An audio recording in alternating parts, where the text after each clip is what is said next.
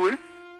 चौथी चीज बच्चे कहेंगे भैया जीएस कैसे याद रखें, जीएस कैसे याद रखें। ये बच्चों को ऐसे लगता है।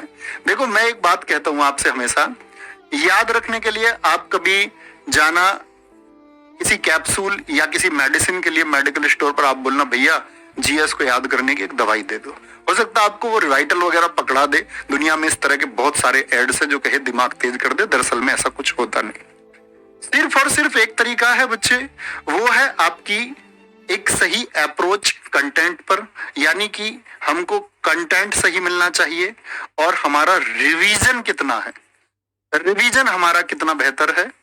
जैसे मैं कहता हूं बच्चों से हमेशा, आप अपने उस दोस्त को बहुत दूर से पहचान सकते हैं जाते हुए भी, जो आपको रोज मिलता है। आप दूर से पहचान लोगे कि वो मेरा दोस्त है। लेकिन एक ऐसा आदमी जो आपको कई सालों से नहीं मिला, आपको उसको दूर से नहीं पहचान सकते क्योंकि आप उसको देखते नहीं है। हम उसको सबसे ज्यादा जल्दी से पहचान पाते हैं, हमारे दिमाग में सबसे ज्यादा इमेज उसकी बन पाती है जो हमारे सामने ज्यादा होता है। जैसे हम अपनी सिस्टर, भाई, मम्मी, पापा, किसी को भी पहचान सकते हैं दूर से भी। यही जीएस का फंडा है। मतलब देखोगे कितना, जितना ज्यादा रिवीजन करोगे, और बोलते हैं किसी चीज का आपने अगर 2 से 3 बार रिवीजन किया है तो वो चीज स्थायी हो जाती है, इस मेमोरी में हमेशा के लिए हो जाती है।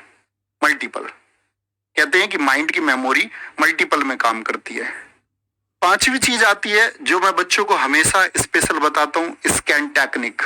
मैं हमेशा अपने दोस्तों को सिखाने की कोशिश करता हूं कि ये जीएस को याद करने का एक शानदार तरीका, एड ऑन या बोनस आपके लिए हो सकता है। कैसे भैया? ये स्कैन टेक्निक क्या है? मैं बच्चों से ये कहता हूं कि मैं आपको बच्चे कुछ नोट्स प्रोवाइड करूंगा। मेरा काम है आपको कंटेंट देने का। मैंने आपको कंटेंट दे दिया एक बहुत अच्छा, और पेपर वहीं से आएगा, नो डाउट। कुछ चीजें अलग हो सकती हैं, 50 में से हो सकता है कोई 8, 7, 10 क्वेश्चन अलग हो सकते हैं। लेकिन क्या भैया आप ये श्योरिटी दे सकते हैं कि 50 में से 40 क्वेश्चन आप दिलवाएंगे हमको? हाँ, मैं श्योरिटी देता हूं। आप मेरे हाथ से कलम छीन लेना अगर ये क्वेश्चन मैं तुमको ना दिला पाऊं। दूसरी चीज, ये स्कैन टेक्निक क्या है? एक पेज पे नोट्स आपने बनाए, नोट्स आप लिख रहे हैं, और नोट्स लिखने के बाद में बहुत अच्छे से एक बार पढ़ें, रीड आउट करें, आंखें बंद करें और ये बोलने का प्रयास करें। जो भी आपने क्वेश्चन को पढ़ा उसका कुछ डेटा हमने पढ़ा, आंखें बंद करें और उस डेटा को बोलने का प्रयास करें। जैसे मैं बोल दूं आपसे कि सितार बजाने वाले निखिल बनर्जी हैं, बंदे हसन हैं, रविशंकर हैं, तो ये क्या काम करेगा? ये चीज स्थायी हो जाएगी। आंख बंद करके अगर तुमने बोल दिया तो स्थायी है, भूल के दिखा देना और इसको इस्तेमाल करना। जो बोले जो लिखे उसको आंख बंद करके जिस दिन तुमने पूरा पेज बोल दिया ना, वो हमेशा के लिए लर्न हो गया। और मुझे बताना कि भैया हमने याद किया था और याद करने के बाद काम नहीं आया, ऐसा हो नहीं सकता। मेरी बातें समझ में आई? तो बहुत देर बातें हो गई और एक लास्ट टॉपिक पे बात कर लेते हैं। एसएससी का जीएस को लेकर के क्या मूड है? एसएससी का मूड जीएस को लेकर कैसा है? गरम है कि नरम है? जैसे इतिहास में आप पढ़ते हैं नरम दल और गरम दल, तो आप लोग क्या समझते होंगे एसएससी का मूड कैसा है? एसएससी के मूड की मैं बात करता हूं जब से एसएससी ने जीएस को टफ बनाया। 2019 से बात करेंगे, 2019, 2020, 2021, 2022।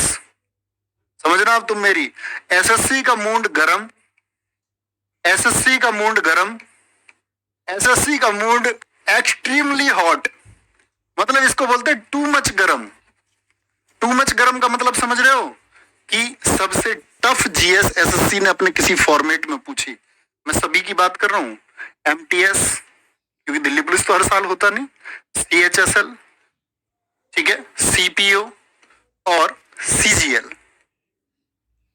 अब इस दौरान एसएससी के जिसने भी बच्चे ने पेपर दिए वो खफा है एसएससी से।